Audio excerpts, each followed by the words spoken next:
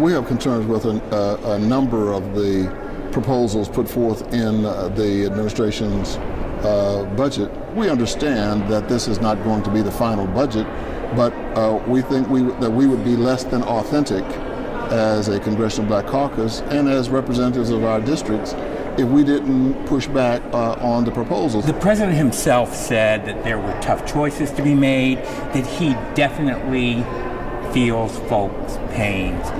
Do you think it's possible for President Obama to propose specific budget cuts that would not negatively affect the poor? No.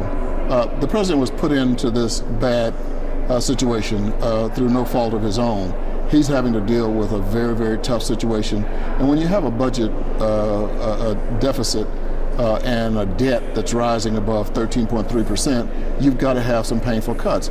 One of the things we think the president should look at, as well as the Republicans in putting together their budget, and that is look on the revenue side. What can we do to generate revenue that we don't have to cut services?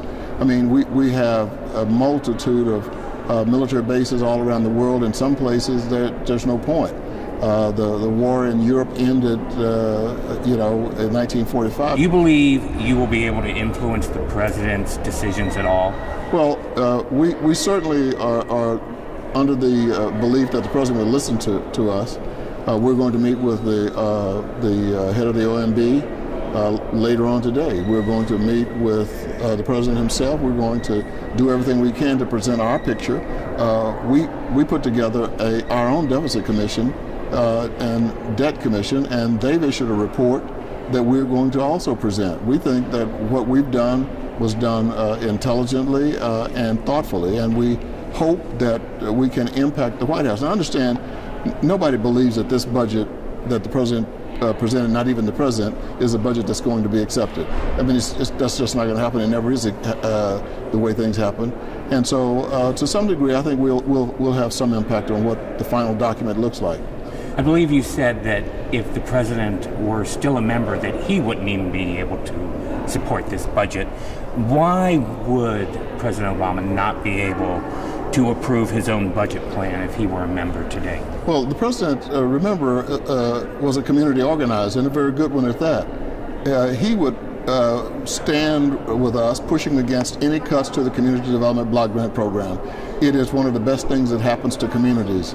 They have the total decision-making capacity in the local communities, and cities, entitlement cities that receive those dollars can't even spend them without neighborhood hearings. And so he would be on our side, and so we understand that for him to propose cuts into CBG means that he didn't have many other choices. And he probably expected, I'll bet money, I wasn't there, I'll bet money that when he and his staff talked about it, he said the CBC is going to oppose me on this. And I understand. So there's not, keep in mind that disagreement doesn't equal disaffection. Our alternative budget has been presented each year for the last 17 years, and we will present one again sometime in late March. Our budget is going to be a budget that leans toward the individuals in our country who are now vulnerable. And contrary to popular belief, it's not just African Americans.